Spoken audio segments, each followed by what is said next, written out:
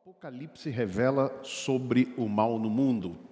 Os textos bíblicos que quero ler com vocês, capítulos 6, Apocalipse capítulo 6, versículos 1 e 2, e Romanos capítulo 12, versículo 21. Abra sua Bíblia nesse texto, vamos ler a palavra do Senhor. Diz o seguinte: E vi, quando o Cordeiro abriu um dos 7 selos, e ouvi um dos 4 seres viventes dizer numa voz como de trovão: Vem! Olhei, e eis um cavalo branco, e o que estava montado nele tinha um arco, e foi-lhe dado uma coroa, e saiu vencendo e para vencer. Texto ainda de Romanos, capítulo 12, versículo 21. Não te deixes vencer do mal, mas vence o mal com o bem. Vamos ler juntos? Não te deixes vencer do mal, mas vence o mal com o bem.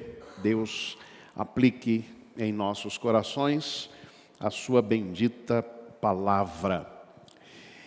Porque um Deus bom e todo-poderoso permite a existência do mal?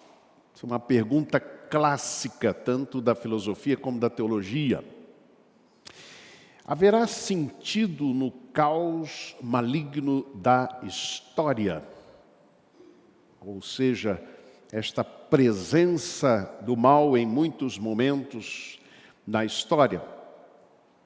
Observem os 2 capítulos, capítulo 6, capítulo 7 do livro de Apocalipse.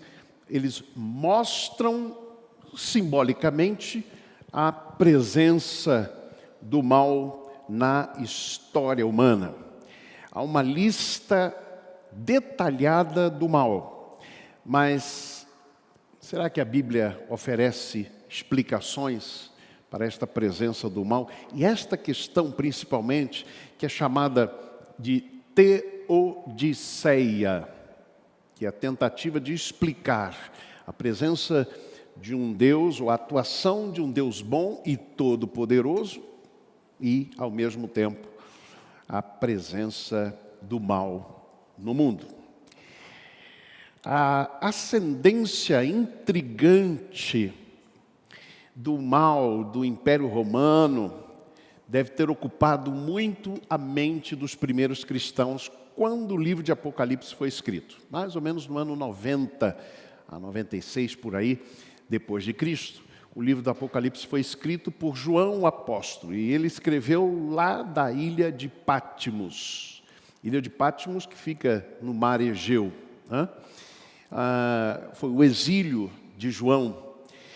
E é muito interessante porque João, ao escrever sobre estas coisas, os cristãos que recebem esta carta estavam profundamente impactados com a presença do mal no Império Romano, que perseguia os cristãos.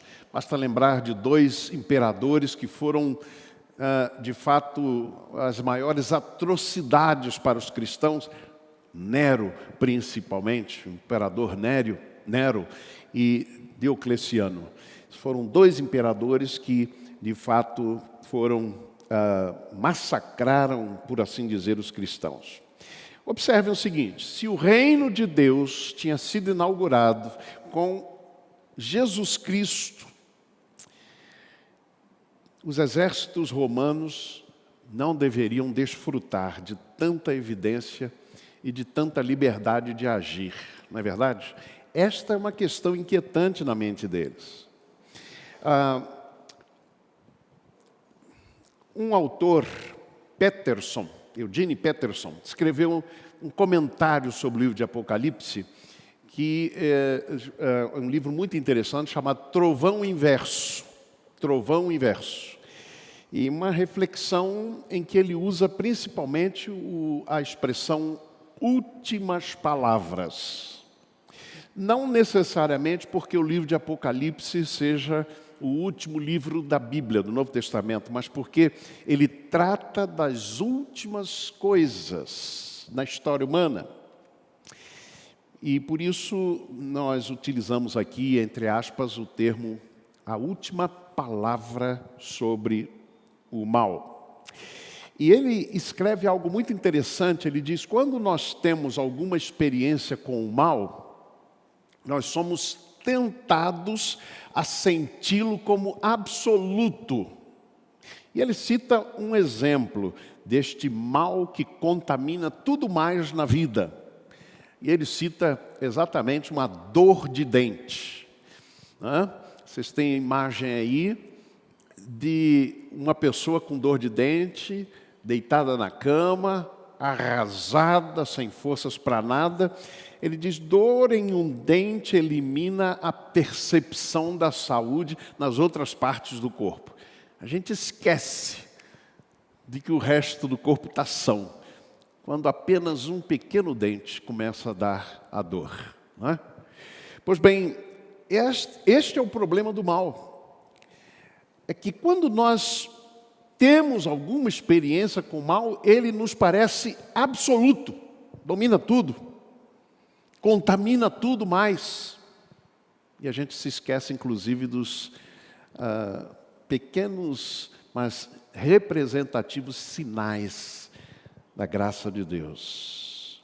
A questão do mal na história, ou seja, a dor e a perversidade que estão por toda parte, evidentes na política, na sociedade e na individualidade, é o que João trata nestes dois capítulos, principalmente, capítulo 6, capítulo 7. Qual a resposta do Apocalipse para esta inquietante questão? Meus amados irmãos, nós temos algumas verdades que aqui queremos refletir sobre esta questão do mal que está presente no livro de Apocalipse. E a primeira delas é que a palavra de Deus revela as cores do mal. As cores do mal. E é muito interessante que o livro de Apocalipse vai descrever isto com 3 ou 4 cavalos, mas especialmente 3 cavalos. O cavalo vermelho, que é a guerra, o cavalo preto, que é a fome, e o cavalo amarelo, que é a enfermidade mortal. Observem o que diz o capítulo 6, nos versículos 3. Eu não vou ler propositadamente o versículo 2, que trata do cavalo branco. Mas vamos refletir sobre, a partir do segundo selo que é aberto. Quando abriu o segundo selo, ouvi o segundo ser vivente dizendo, vem, e saiu outro cavalo vermelho. E ao seu cavalheiro foi dado tirar a paz da terra para que os homens se matassem uns aos outros. Também lhe foi dada uma grande espada. Quando abriu o terceiro selo, ouvi o terceiro ser vivente dizendo, vem. E então vi, e eis um cavalo preto, e o seu cavaleiro com uma balança na mão.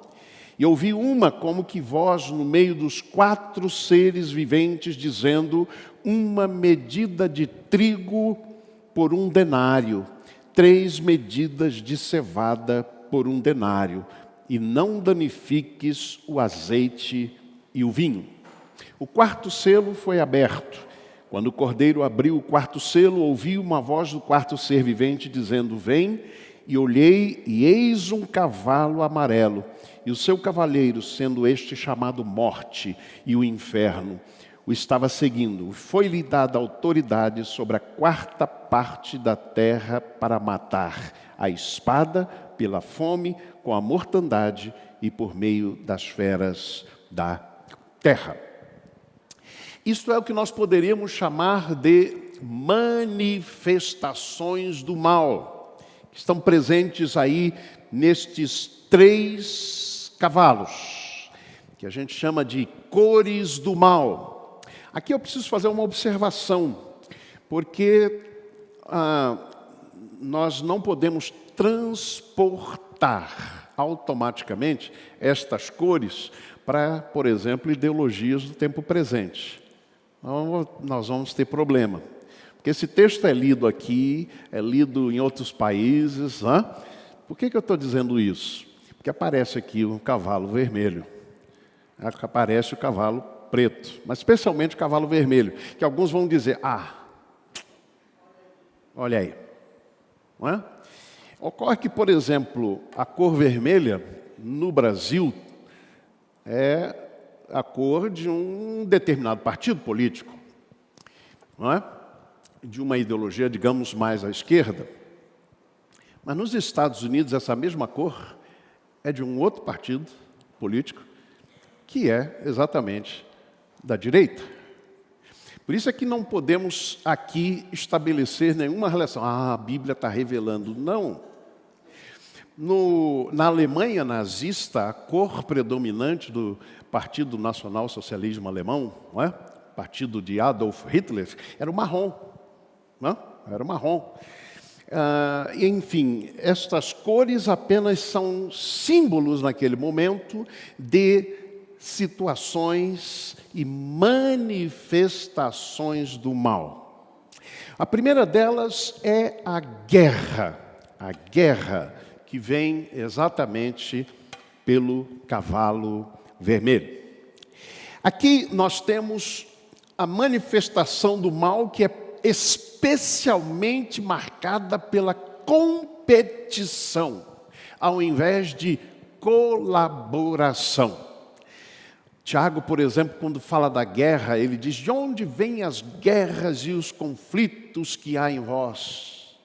Meus amados irmãos, gente faminta de poder, expressão da cobiça desenfreada, muitas vezes, é esta a manifestação do mal no nosso mundo e na nossa história.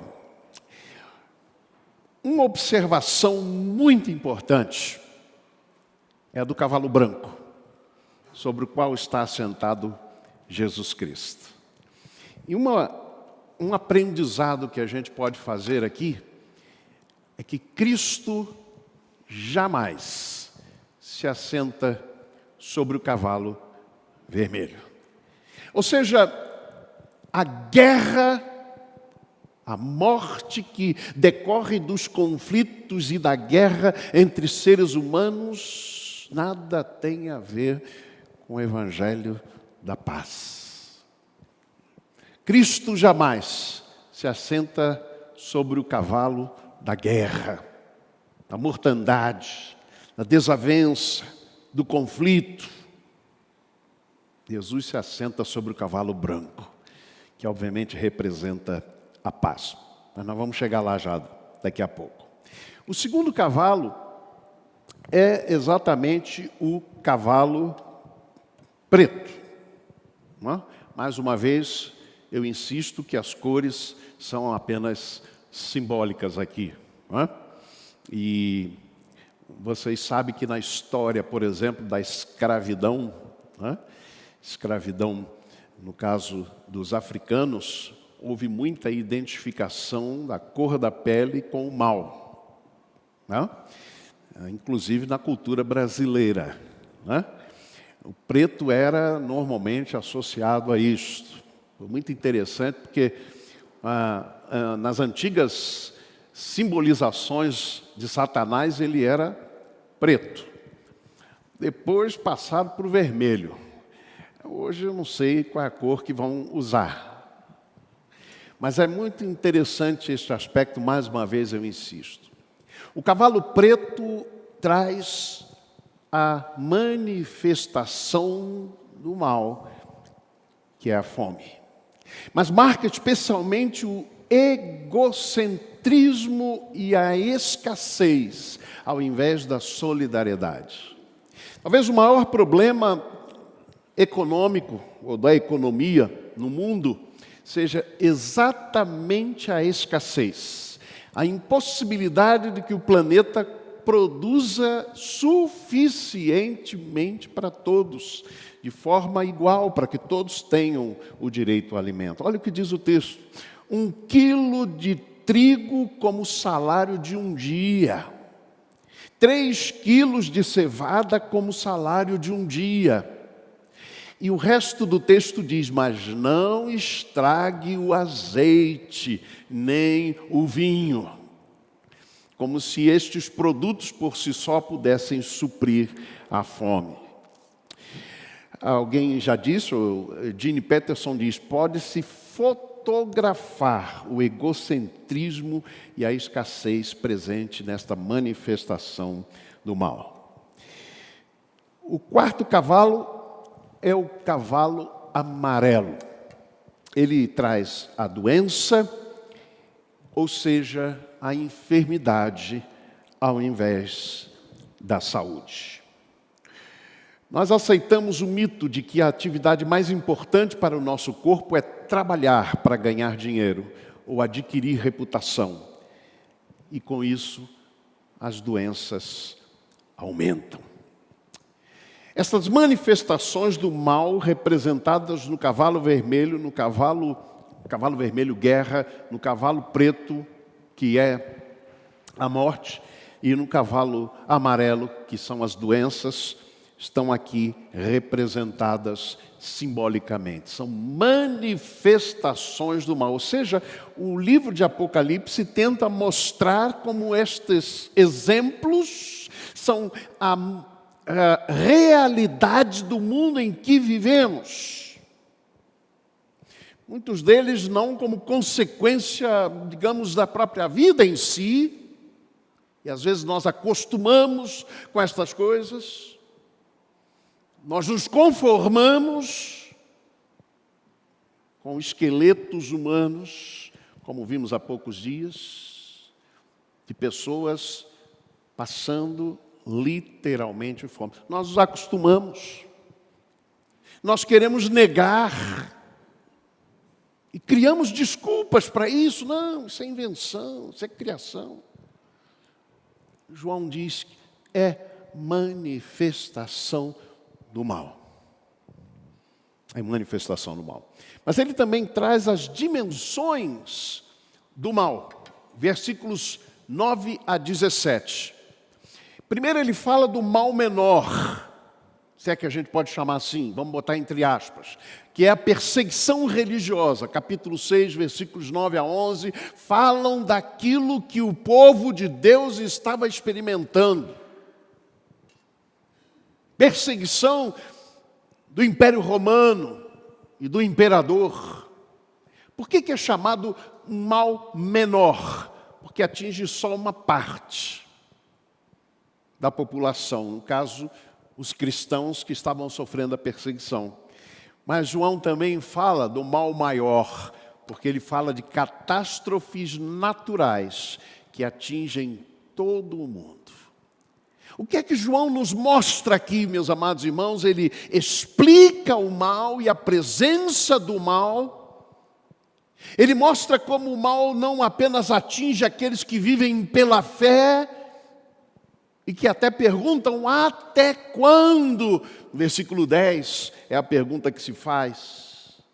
Mas atinge também a todos cujos representantes estão dizendo chega, chega. Está no verso 16. João explica assim a manifestação e a presença do mal no mundo. Segunda verdade que eu trago para vocês é que Cristo se coloca como o primeiro no campo de batalha. Meus amados irmãos, este capítulo 6, no versículo 2, vai dizer, olhei, e diante de mim estava um cavalo branco. Seu cavalheiro empunhava um arco, e foi-lhe dada uma coroa. Ele cavalga como vencedor, determinado a vencer. É o primeiro que aparece nesta revelação. Pastor, a quem se refere este cavalo branco? Quem é que vem montado neste cavalo branco que veio cavalgando como vencedor determinado a vencer? Olha o que diz o capítulo 19. Diz o seguinte, e eu vi o céu aberto. Não está ali, não. Eu vi o céu aberto e apareceu um cavalo branco. O cavaleiro se chama Fiel e Verdadeiro. Ele julga e combate com justiça. Sabe o que o capítulo 19 vai dizer sobre este cavaleiro? Vai dizer, ele é o Rei dos reis, Senhor dos senhores. Amém? Que coisa preciosa, irmãos. É o que João vai nos dizer aqui. Ele não nega a presença do mal, ele não nos ensina a esconder os olhos para a presença do mal. Pelo contrário, ele destrincha, ele mostra, ele revela. Através daqueles 4 cavalos. Guerra, fome, doença, morte, egoísmo. Mas agora ele diz algo muito profundo. Ele diz, Cristo se coloca como primeiro no campo de batalha. Deixa eu dizer uma coisa para você nesta manhã, a partir desse texto. É algo que eu aprendi muito profundo. É que nós, quando muitas vezes estamos experimentando lutas, dificuldades, nós costumamos pensar, Deus me abandonou, eu estou sozinho. O que esse texto tem falado ao meu coração é que Cristo está junto comigo no campo de batalha. Eu não estou sozinho.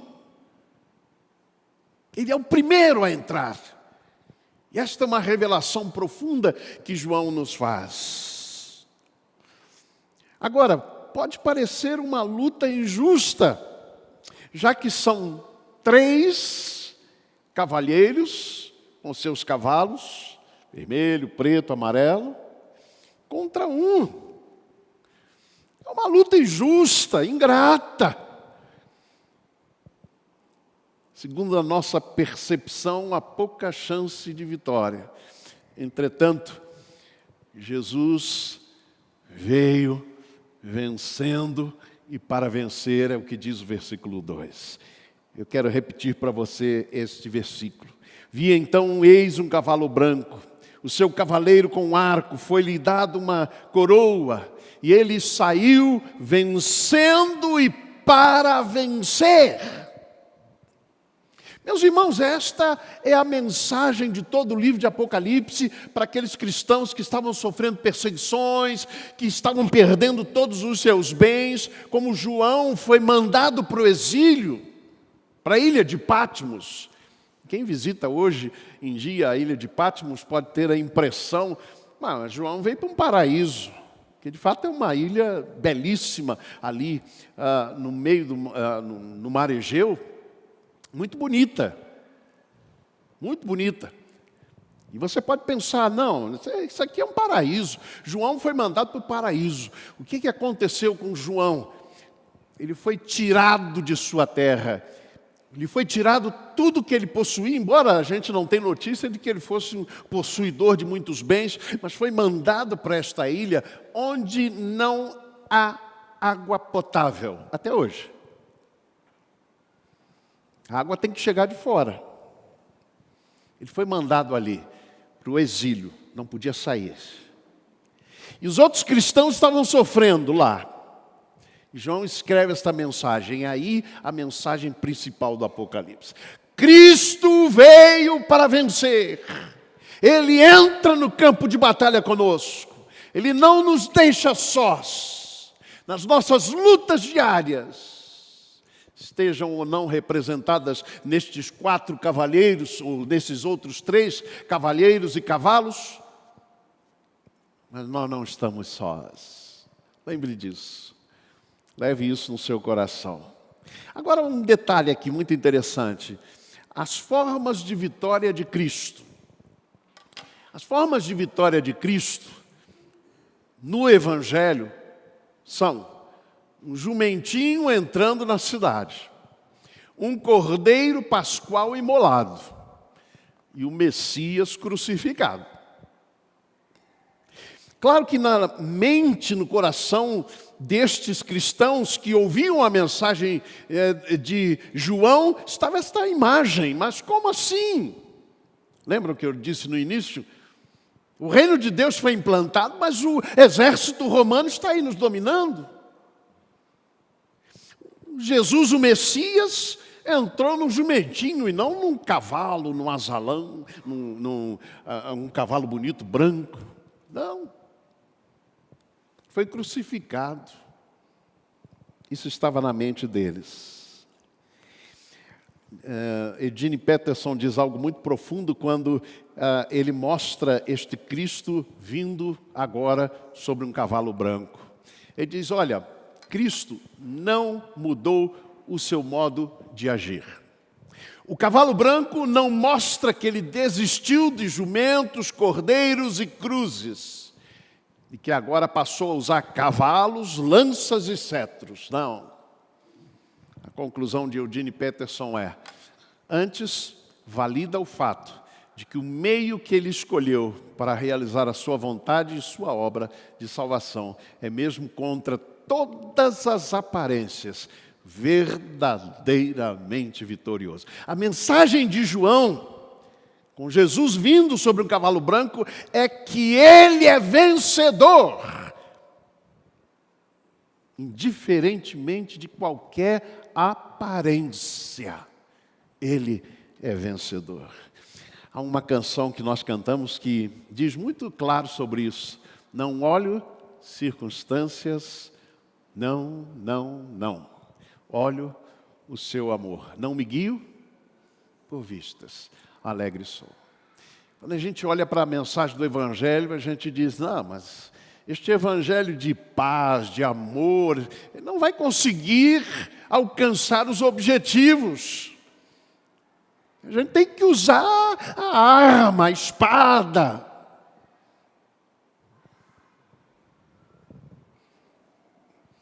Jesus veio vencendo e para vencer. Ele é verdadeiramente vitorioso.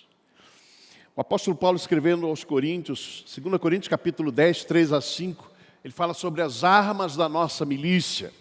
Ele diz, porque andando na carne, não militamos segundo a carne, porque as armas da nossa milícia não são carnais, mas sim poderosas em Deus para a destruição das fortalezas, destruindo os conselhos e toda a altivez que se levanta contra o conhecimento de Deus, levando cativo todo o entendimento à obediência de Jesus Cristo. Amém. As armas que nós temos para lutar contra o mal são as armas espirituais. O nosso Cristo vencedor é um Cristo que entrou na cidade num jumentinho. É um Cristo que foi crucificado, mas não permaneceu na cruz.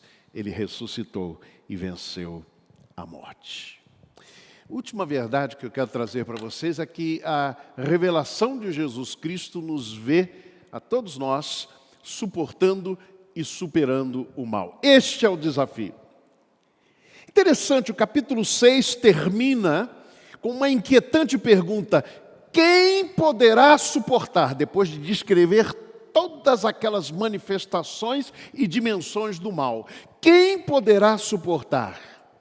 E aí, primeiro, são citados os anjos mensageiros de Deus, capítulo 7. Depois disto, vi 4 anjos em pé nos 4 cantos da terra, conservando seguros os 4 ventos da terra. Então, como é que é possível suportar? Anjos, manifestação de anjos. A gente nunca deve esquecer que a palavra anjo quer dizer mensageiro de Deus. Mensageiro de Deus. Os anjos são os mensageiros de Deus. E em Êxodo 23, a palavra de Deus nos diz: eis que envio um anjo adiante de ti para preparar o caminho. O povo no deserto experimentou a presença do anjo do Senhor. Este anjo do Senhor vai nos guiando, vai nos conduzindo e vai nos levando à vitória.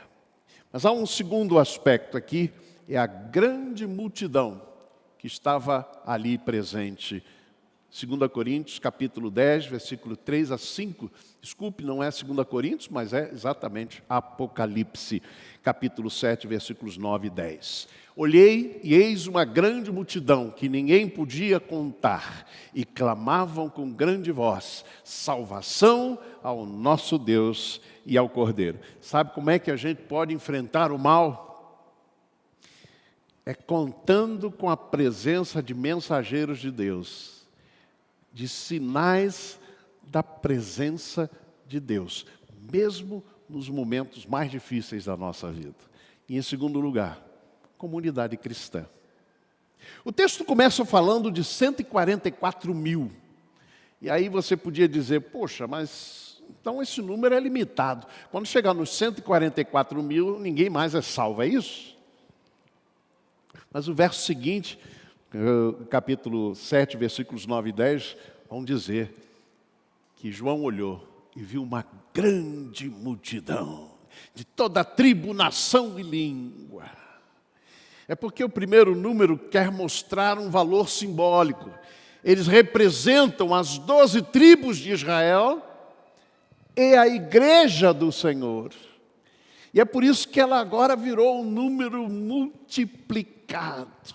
Meus amados irmãos, eu ouvi uma mensagem de um pastor que viveu um momento muito difícil na sua saúde, enfrentou um momento difícil na sua saúde, e ele estava como que a desistir da vida quando ele começou a lembrar da sua igreja, dos irmãos que precisavam dele, e ele precisava dos irmãos, e ele começou então a lembrar que a igreja é exatamente este ambiente que nos ajuda a suportar e a superar todas as manifestações e dimensões do mal.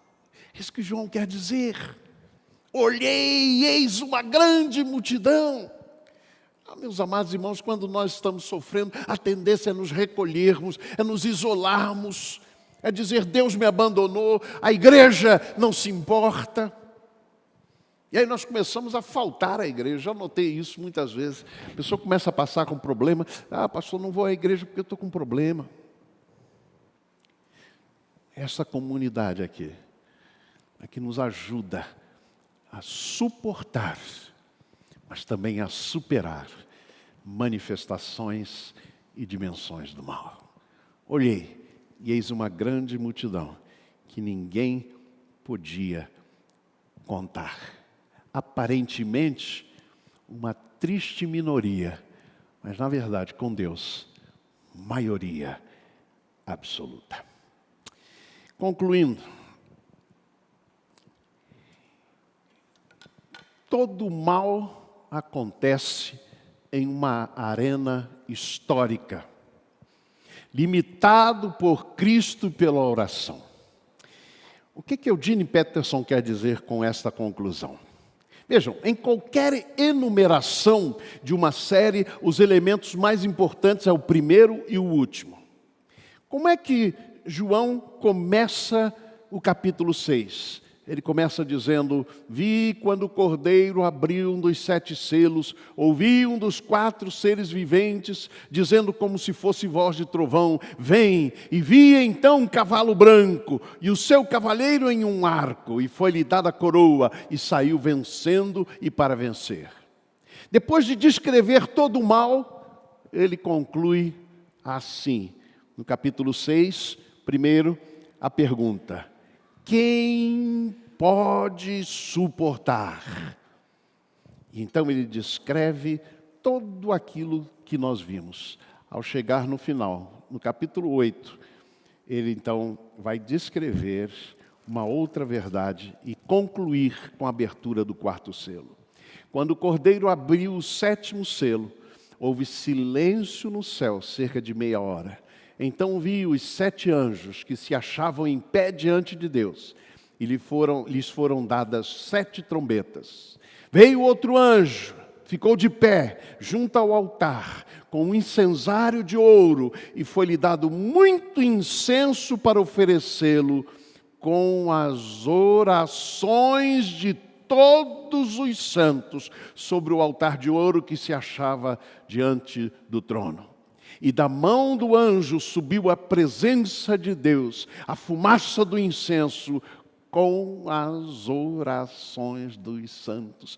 Toda manifestação do mal e toda a dimensão do mal estão encurraladas entre o capítulo 6, versículo 1, capítulo 8, versículos 1 a 4. Cristo vitorioso, a oração do povo de Deus. É assim, meus amados irmãos, que o mal acontece na arena histórica, mas ele está limitado por Cristo e pela oração. Nos 7 selos em conjunto mostram o mal presente na história. Mas todo o mal fica entre o início e o fim. Ou seja, o mal está limitado por Cristo e pela oração da igreja. O texto não minimiza o mal, mas o coloca no seu devido lugar, enclausurado entre Cristo e a igreja. O Apocalipse não explica o mal, ele apenas o cerca. Ele está enclausurado entre o poder de Cristo vencedor e a oração da igreja pela vitória. Meus amados irmãos, o texto de Apocalipse não tenta esconder o mal. Não tenta negar a presença do mal no mundo. Também não leva ao desespero de dizer não tem jeito, o mal vai vencer. O que o texto do Apocalipse nos faz é desvendar o mal, mas afirmar, ele está limitado por aquele que entra no campo de batalha conosco, Jesus Cristo, o Cordeiro vencedor. Que Deus nos abençoe e que Ele nos leve sempre ao triunfo sobre as diversas manifestações e dimensões do mal em que nós formos encontrados em muitos momentos da nossa vida.